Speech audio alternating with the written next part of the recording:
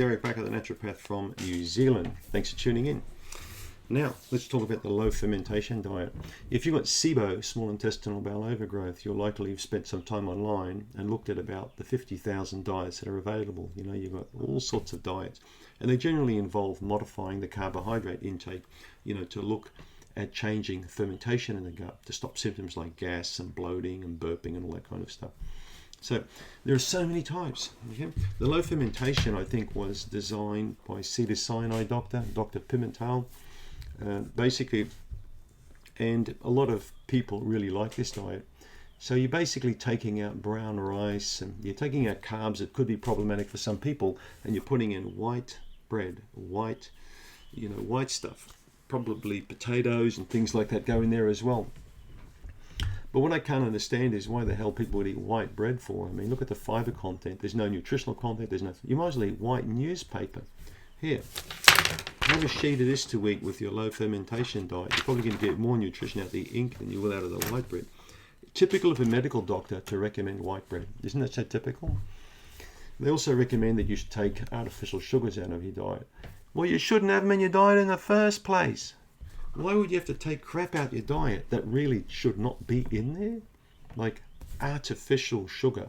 Does it ring alarm bells to you? Like, imagine if I said, I've got artificial white bread for you to eat. How many people would buy it? I've got an artificial husband for you. How many women would buy that? Right. Okay, so where was I? We were talking about the low fermentation, weren't we? Now, as I've always maintained on this channel, if you've got a SIBO condition, this is what I can't understand with many doctors, why they design these specific types of diets and list yes foods and no foods. How the hell do they know what's in your gut? How do they know what the level of your beneficial bacteria is? Many patients don't even stool test. Lots of doctors haven't got a flippin' clue on how to read a stool test or how to use that information to the best advantage for their client. And particularly in terms of guiding them on what foods are, problematic or potentially problematic. But here's the other crazy thing. I can't tell you how many people I've seen over the years who were told to eat XYZ foods, but they couldn't tolerate them. They couldn't tolerate them. And they finally had to drop those foods and find foods that they personally could tolerate. And even though the doctor was not in agreement with it. I mean, I don't know the state of your digestive system. If you've got SIBO, if you've got inflammatory bowel disease, I don't really know. I only know that through signs and symptoms. By the way, watch the video on signs and symptoms. That will explain a lot in terms of, objective and subjectivity when it comes to disease. So when a patient comes to me with a gut problem, the very first thing I want to know is exactly what they've been eating for a while, what they used to eat, and they likely changed when they got the gut problem, to try and improve their gut, and what diets they've tried to see if they could help, the condition. And then slowly but surely, helping that person find their way, navigate their way through the food maze to see what are the best foods for them.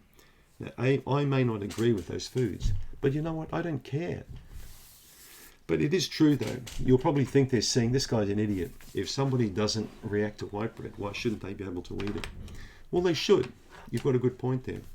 It's just, I don't really like people eating stuff that's got no nutritional value at all. And white bread doesn't generally have that much. When you're paying 99 cents for a loaf of bread in a plastic bag, you might as well go and feed the ducks if you want to get rid of the ducks. It just doesn't make sense. So let's just drop the bread thing for now and move on. There are other carbs that maybe you've been told you can't have that you can tolerate. Okay? Does it mean to say that it's making symptoms worse? Well, only you know that, because only you have got your digestive system. So when it comes to advice regarding the low fermentation diet, I would say modify that approach to suit your digestive system, not the doctor's recommendations, because that could vary widely. You may come back and say, wow, I can handle brown rice perfectly fine, and then that solves the argument. Don't forget to subscribe, and also you're going to get my free report then. I've got a nice Candida shopping report. Thanks for tuning in.